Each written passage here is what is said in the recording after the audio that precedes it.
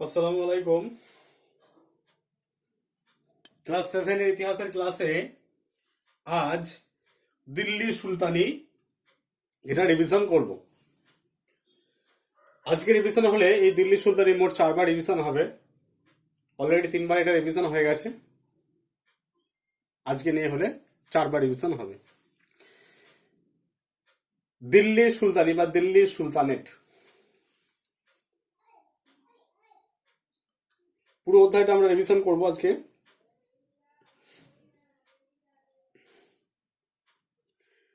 সুলতানি দেখো, সুলতানি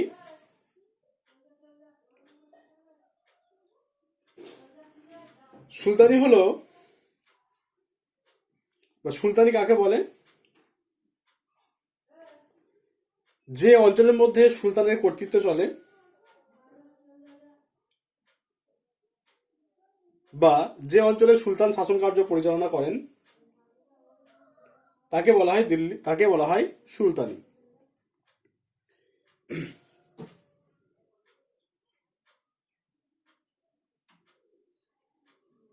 কে কবে দিল্লি সুলতানি সাম্রাজ্য প্রতিষ্ঠা করেছিলেন? কুতুবউদ্দিন আইবক 1206 খ্রিস্টাব্দে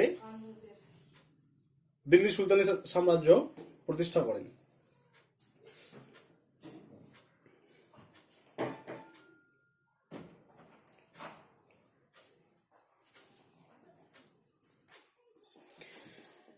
সুলতানি সাম্রাজ্যের প্রকৃত প্রতিষ্ঠাতা কাকে কেন বলা হয়? সুলতানি সাম্রাজ্যের প্রকৃত প্রতিষ্ঠাতা বলা হয় ইলতুৎমিশকে। ইলতুৎমিশ হচ্ছে প্রকৃত প্রতিষ্ঠাতা।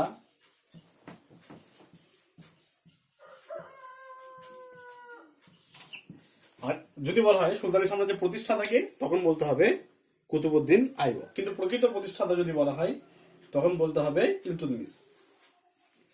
ইলতুৎমিশ শিশু সুলতানি সাম্রাজ্যকে অভ্যন্তরীণ গোলযোগ এবং নানা বিপত্তির হাত থেকে রক্ষা করে সুলতানি সাম্রাজ্যকে একটি বিশাল মহীরুহে পরিণত করেছিলেন। এ কারণে ইলতুৎমিশকে বলা হয় সুলতানি সাম্রাজ্যের প্রতিষ্ঠাতা। ইলতুৎমিশ কবে খলিফার অনুমোদন লাভ করেছিলেন?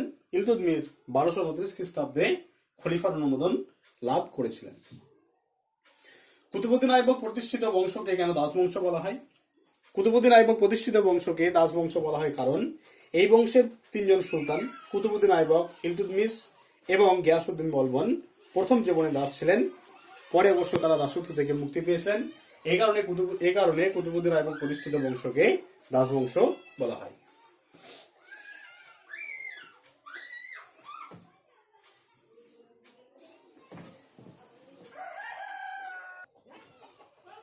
বন্দেগানি চেহেলগানি বা 40 চক্র কি?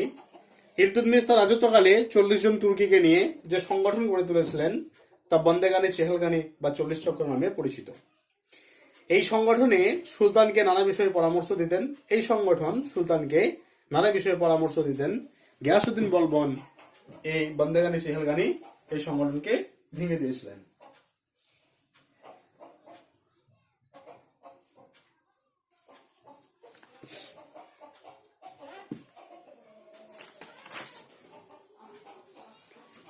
সুলতান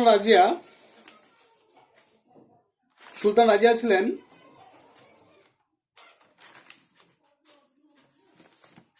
মধ্যযুগের ভারতবর্ষের ইতিহাসে একজন নারী শাসিকা, যিনি ইলতুৎমিশের মৃত্যুর পরে তার পুত্র রুকনুদ্দিন ফিরোজ সিংহাসনে বসেছিলেন। কিন্তু রুকনুদ্দিন ফিরোজ খুব মদ্যপায়ী ছিলেন এবং একটা সাম্রাজ্য পরিচালনার কোনো গুণ তার মধ্যে ছিল না। তাই তাকে সরিয়ে তার কন্যা, ইলতুৎমিশের কন্যা সুলতান রাজিয়া দিল্লির সিংহাসনে বসেন 1236 খ্রিস্টাব্দে। সুলতান রাজিয়া তিনি নিজের হাতে সৈন্যবাহিনী পরিচালনা করতেন। তিনি শাসন কার্য পরিচালনা করতেন। তিনি আমির ওমরাহদের পরোয়া না করে পুরুষের পোশাক পরে ঘোড়ায় চড়তেন। তিনি শাসন ব্যবস্থা পরিচালনার ক্ষেত্রে গুরুত্বপূর্ণ ভূমিকা পালন করতেন। আমির ওমরাহদের প্রবল আপত্তি সত্ত্বেও তিনি অমুসলমানদের কাছ থেকে জিজিয়া কর আদায় বন্ধ করেছিলেন। ইসলামিক নিয়মকানুনের বাইরে থেকে তিনি পুরুষের পোশাক পরতেন, ঘোড়ায় চড়তেন এবং তিনি নিজের হাতে 40 চক্র পরিচালনা করতেন। এতে আমির আমরহারা তার প্রতি অনেকটা ক্ষুব্ধ ছিল। তিনি সাম্রাজ্যের স্বার্থে তিনি আলদুনিয়াকে বিবাহ করেছিলেন। 1240 খ্রিস্টাব্দে সুলতান রাজিয়ার মৃত্যু হয়। ইকতা ব্যবস্থা, এই ইকতা ব্যবস্থা, ইকতা শব্দের অর্থ হলো ভাগ বা অংশ। ইকতা ব্যবস্থা, ভারতবর্ষে ইকতা ব্যবস্থার প্রবর্তক ছিলেন ইলতুৎমিশ। ইলতুৎমিশ 1226 খ্রিস্টাব্দে এই ইকতা ব্যবস্থা তিনি চালু করেন। আর ইকতা দায়িত্বপ্রাপ্ত কর্মচারীকে বলা হয় ইকতাদার বা মুক্তি।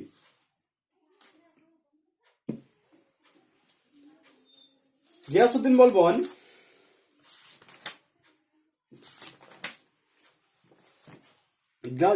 বলবন রাজসভায় কি কি প্রথা চালু করেছিলেন? গিয়াসউদ্দিন বলবন সুলতান হওয়ার পর নিজেকে জিরুল্লাহ শব্দের অর্থ হচ্ছে ঈশ্বরের ছায়া। জিরুল্লাহ, নিজেকে তিনি জিরুল্লাহ বলে অভিহিত করতেন।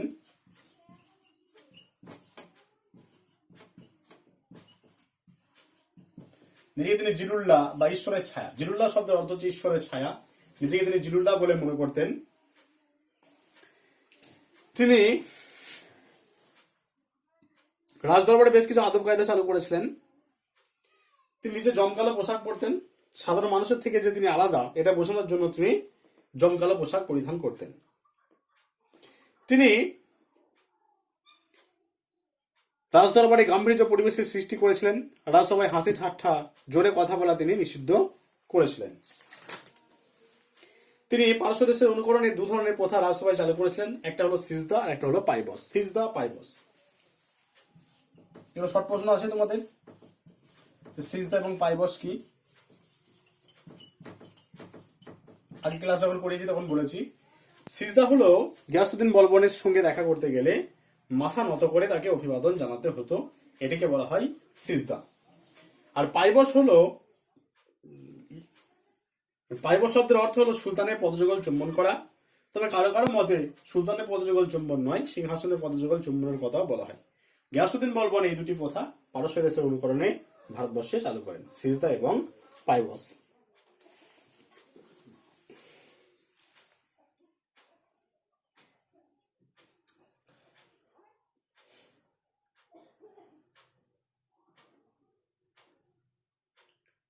খলজি বিপ্লব। গিয়াসউদ্দিন বলবনের বংশধর কায়কোবাদ এবং তার শিশুপুত্র কাইমার্সকে 1290 খ্রিস্টাব্দে জালালউদ্দিন ফিরোজ খলজি হত্যা করে দিল্লি সিংহাসন দখল করেন। এই ঘটনা খলজি বিপ্লব নামে পরিচিত। তোমাদের খলজি বিপ্লব প্রশ্ন আছে যে খলজি বিপ্লব কি বা খলজি বিপ্লব বলতে কি বোঝো?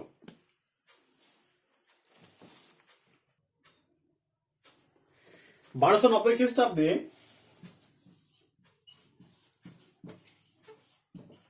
জালালউদ্দিন ফিরোজ খলজি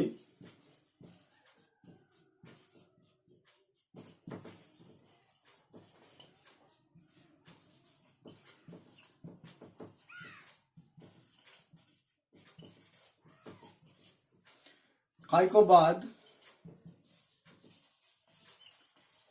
এবং তার শিশুপুত্র কায়ুমার্স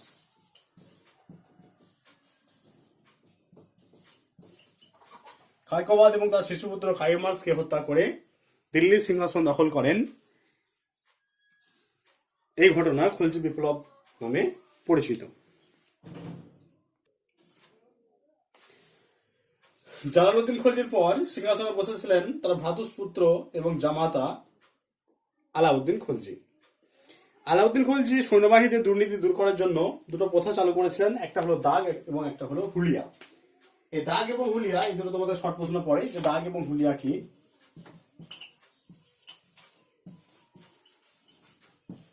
দাগ হলো এই অশ্বের দুর্নীতি দূর করার জন্য, অশ্বের দুর্নীতি মানে ঘোড়ার দুর্নীতি দূর করার জন্য তিনি অশ্বের গায়ে যে চিহ্নিতকরণ করেছিলেন তা দাগ নামে পরিচিত। আর আগে কি হতো? আগে বিভিন্ন জনের কাছে ঘোড়া রাখতে হতো, তখন সেই কর্মচারীরা কি করতো, তারা দুর্নীতি পরায়ণ হয়ে যেত।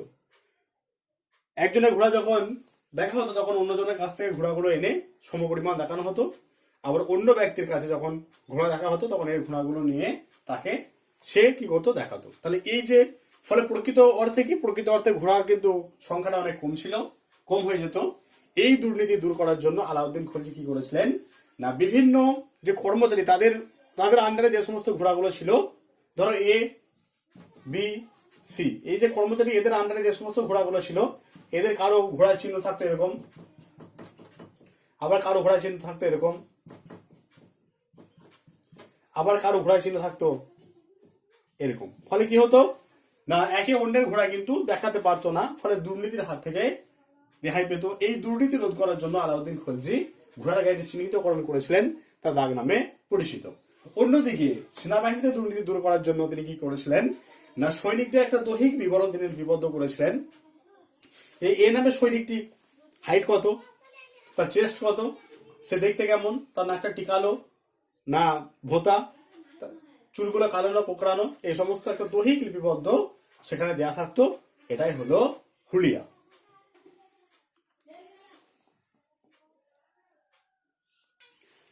আলাউদ্দিন খলজির একটা অভিনব প্রয়াস ছিল বাজার দর নিয়ন্ত্রণ ব্যবস্থা। বাজার দর নিয়ন্ত্রণ ব্যবস্থা।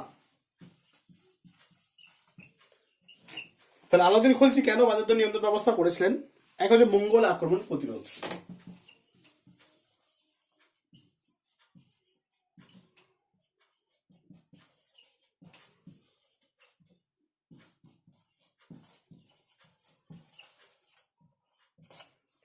মঙ্গল আক্রমণ প্রতিরোধ।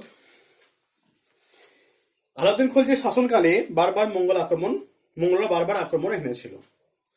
এই মঙ্গল আক্রমণ প্রতিরোধ করার জন্য আলাউদ্দিন খলজি বিশাল সৈন্যবাহিনী গঠন করেছিলেন। এই বিশাল সৈন্যবাহিনীকে উপযুক্ত বেতন দিতে হলে রাজকোষ একেবারে শূন্য হয়ে যেত। তা রাজকোষ যাতে শূন্য না হয়ে যায় তার জন্য তিনি কি করতেন, সৈন্যবাহিনীদের খুব অল্প বেতন দিতেন, এবং সেই অল্প বেতনে যাতে সৈন্যবাহিনীর পরিবার যাতে স্বাচ্ছন্দ্যে চলে যায়, তার জন্য তিনি কি করেছিলেন, বাজারে প্রত্যেকটা জিনিসের দাম তিনি কমিয়ে দিয়েছিলেন। 2 নম্বর হলো মুদ্রাস্ফীতি রোধ।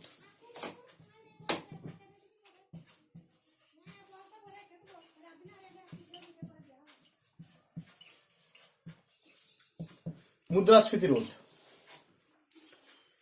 আলাউদ্দিন খলজি মুদ্রাস্ফীতি রোধ করার জন্য বাজার দর নিয়ন্ত্রণ ব্যবস্থা করেছিলেন। তিনি দ্রব্যমূল্য নিয়ন্ত্রণ করে সস্তায় প্রয়োজনীয় দ্রব্য সরবরাহ করতে চেয়েছিলেন। এছাড়াও কৃষকেরা নিজেদের ইচ্ছা মতো জিনিসপত্রের দাম বাড়াতে পারত না, এবং এটা তদারকি করার জন্য তিনি কৃষকরা যাতে জিনিসপত্রের দাম নিজেদের ইচ্ছা অনুযায়ী বাড়াতে না পারে সেটা তদারকি করার জন্য তিনি কর্মচারী নিযুক্ত করেছিলেন। 3 নম্বর হলো জনকল্যাণ।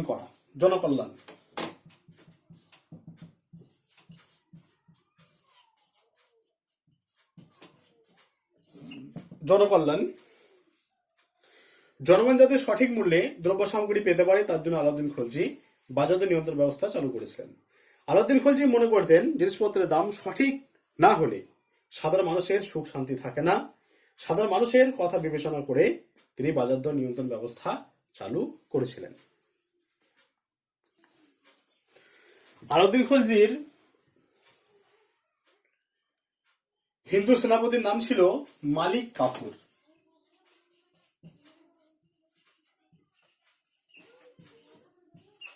এই মালিক কাফুরের প্রচেষ্টায় আলাউদ্দিন খলজি দক্ষিণ ভারত অভিযান করেছিলেন।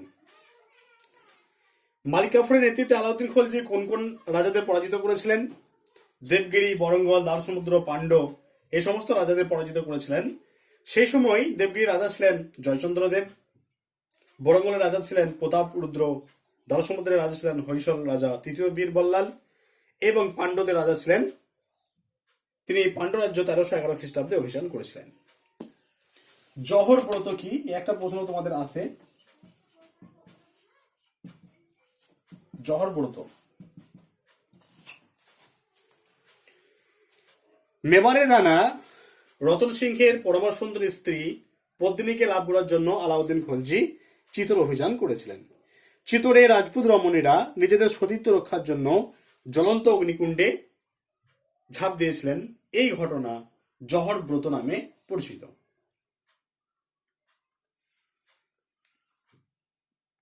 এরপর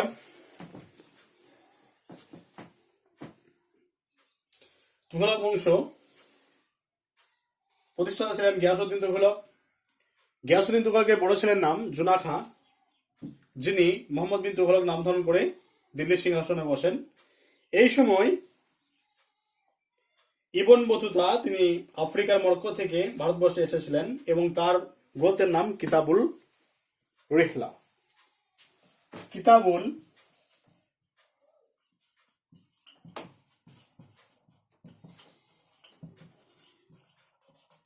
এই গ্রন্থ থেকে আমরা মোহাম্মদ বিন তুঘলকের শাসনকাল সম্পর্কে জানতে পারি। এর গত ক্লাসে আমরা মোহাম্মদ বিন তুঘলক সম্পর্কে বিস্তারিত আলোচনা করেছি, এখন শুধু পয়েন্টসগুলো আলোচনা করছি।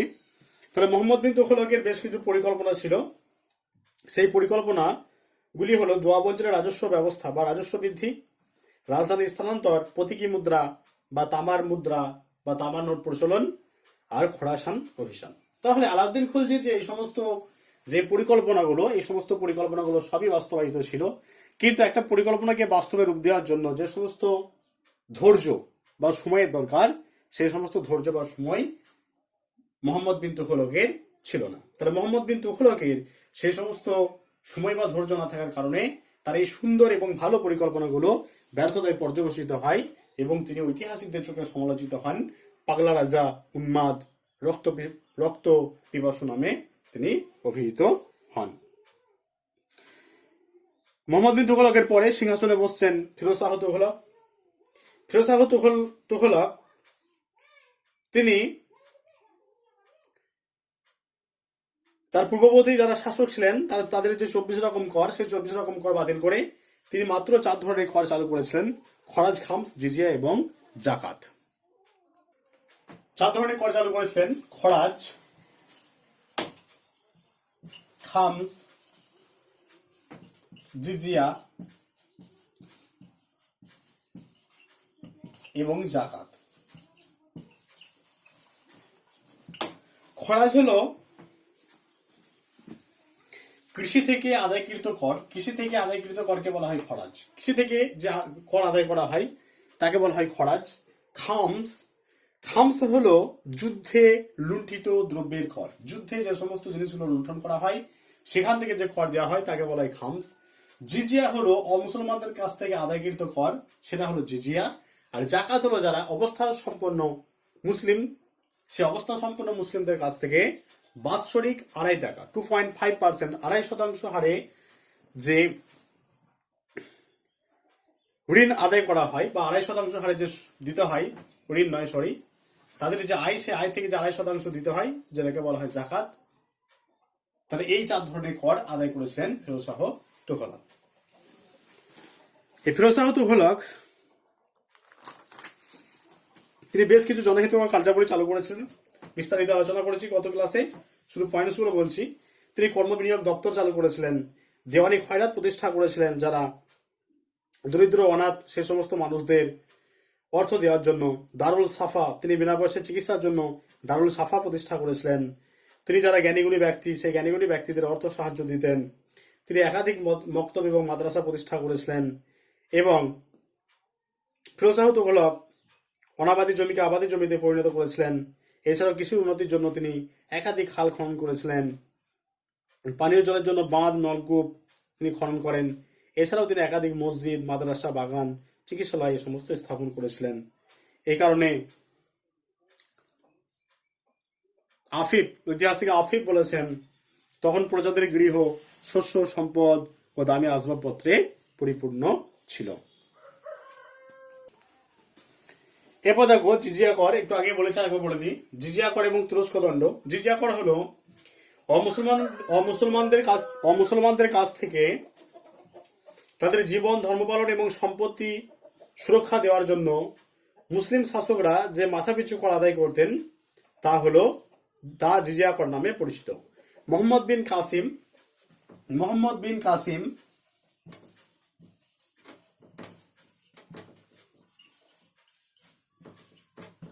এই মোহাম্মদ বিন কাসিম 712 খ্রিস্টাব্দে সিন্ধু প্রদেশে অভিযান করেন এবং সিন্ধু প্রদেশে তিনি প্রথম এই জিজিয়া কর চালু করেন। তুরস্ক দণ্ড। তুরস্ক দণ্ড হলো হিন্দু শাসকরা মুসলমান প্রজাদের কাছ থেকে যে রাজস্ব আদায় করতেন তা তুরস্ক দণ্ড নামে পরিচিত। তাহলে জিজিয়া কর হিন্দুদের কাছ থেকে মুসলমান আদায় করছে, সেটা জিজিয়া কর। আবার হিন্দুরা মুসলমানদের কাছ থেকে যে কর আদায় করছে তা তুরস্ক দণ্ড নামে পরিচিত।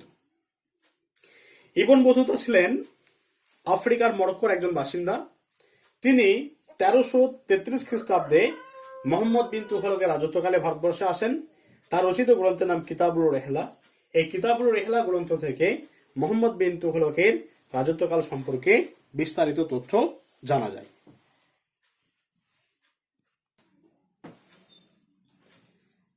এরপর বাংলার ইলিয়াস শাহী এবং হুসেন শাহী শাসন। 1342 খ্রিস্টাব্দে শামসুদ্দিন ইলিয়াস শাহ 1342 খ্রিস্টাব্দে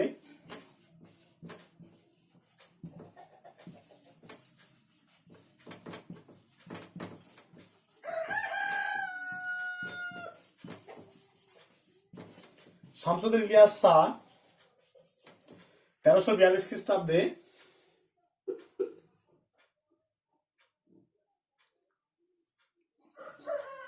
বাংলার প্রধান তিনটি অঞ্চল লখনৌতি, সোনারগাঁও ও সাতগাঁওকে কেন্দ্র করে তিনি ইলিয়াস শাহী বংশের সূচনা করেন। শামসুদ্দিন ইলিয়াস শাহের রাজধানী কোথায় ছিল? শামসুদ্দিন ইলিয়াস শাহের রাজধানী ছিল মালদহ জেলার পান্ডুয়ায়। হোসেন শাহী বংশের সূচনা করেছিলেন আলাউদ্দিন হোসেন শাহ। আলাউদ্দিন হোসেন শাহ তিনি হোসেন শাহী বংশের সূচনা করেছিলেন এবং এই আলাউদ্দিন হোসেন শাহকে সাধারণ মানুষরা কৃষ্ণের অবতার বলতেন, কৃষ্ণের অবতার বলে তাকে অভিহিত করতেন।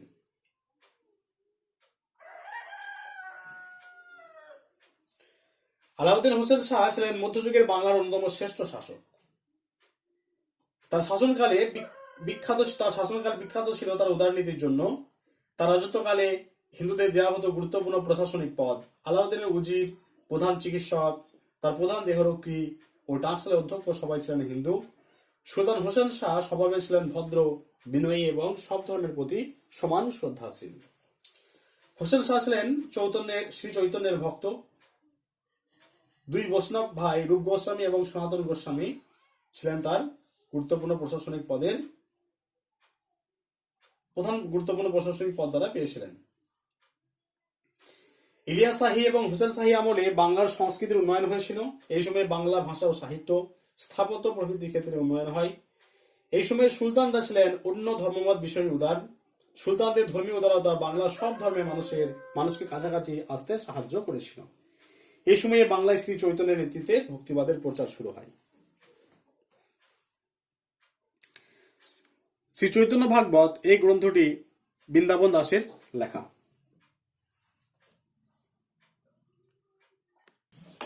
বিজয়নগর বাহমনি রাজ্য।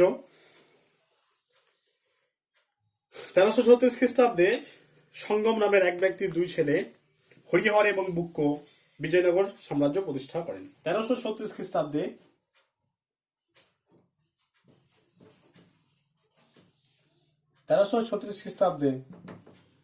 হরিহর এবং বুক্ক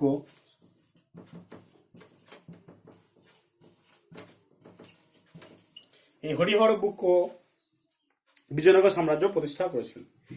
বিজয়নগর সাম্রাজ্যে কটি রাজবংশ রাজত্ব করেছিল এবং কি কি? বিজয়নগর সাম্রাজ্যে 4টি রাজবংশ রাজত্ব করেছিল। সঙ্গম বংশ,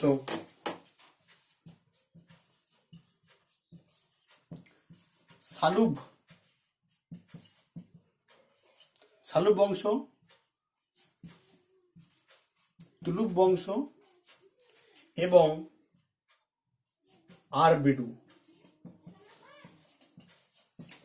বংশ। সঙ্গম, সালুব, তিলুক এবং আরবিডু বংশ, এই 4টি বংশ বিজয়নগর সাম্রাজ্যে রাজত্ব করেছিল। বিজয়নগর সাম্রাজ্যের শ্রেষ্ঠ রাজা ছিলেন কৃষ্ণদেব রায়। কৃষ্ণদেব রায় ছিলেন বিজয়নগর সাম্রাজ্যের শ্রেষ্ঠ রাজা। এই কৃষ্ণদেব রায় ছিলেন এই সালুব বংশের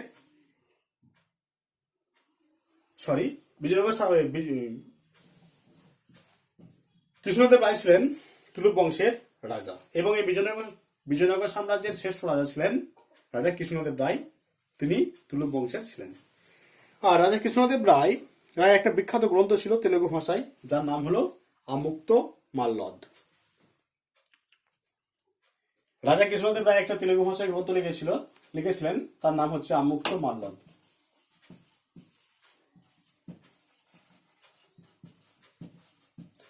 আমুক্ত মাল্যদ।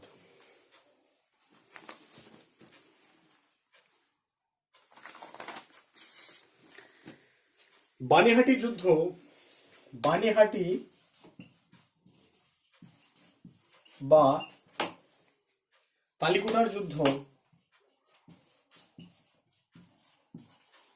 ইম্পর্টেন্ট প্রশ্ন, তোমাদের খুব ইম্পর্টেন্ট প্রশ্ন এটা। বানিহাটি বা তালিকোটার যুদ্ধ কবে কাদের মধ্যে হয়েছিল? 1565 খ্রিস্টাব্দে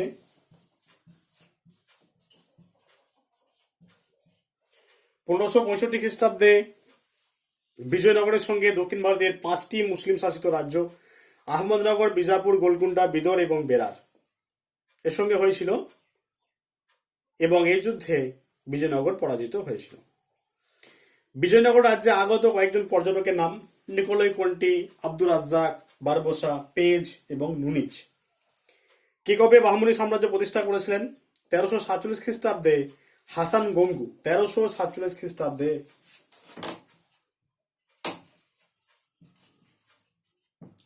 হাসান গঙ্গু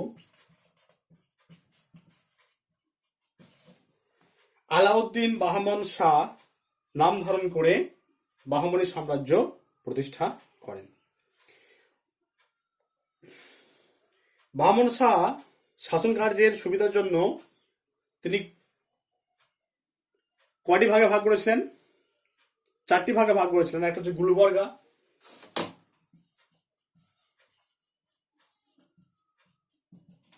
গুলবর্গা, দৌলতাবাদ,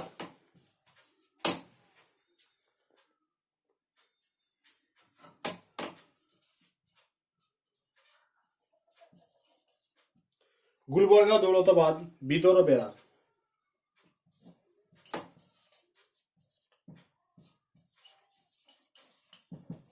এই 4টি ভাগে ভাগ করেছিলেন প্রশাসনিক সুবিধার জন্য।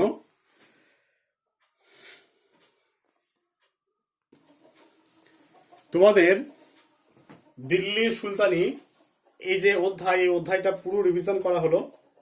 আগে কয়েকবার রিভিশন হয়েছিল, আজকে একবার রিভিশন করা হলো। এরপরেও যদি কারো কিছু প্রশ্ন থেকে থাকে, বুঝতে অসুবিধা হয়, অবশ্যই আমাকে জানাবে। তোমাদের ডিসেম্বরের ফার্স্ট উইকে পরীক্ষা আছে, বাৎসরিক পরীক্ষা, সকলেই তোমরা জানো। বাৎসরিক পরীক্ষা 5টি অধ্যায়, ইতিহাসের 5টি অধ্যায় আমি উল্লেখ করেছি আগেই, তোমাদের সিলেবাসে দিয়েছি। সে 5টি অধ্যায় কয়েকবারই রিভিশন করে দিয়েছি। এই 5টি অধ্যায় থেকে সমস্ত ধরনের প্রশ্নই হবে।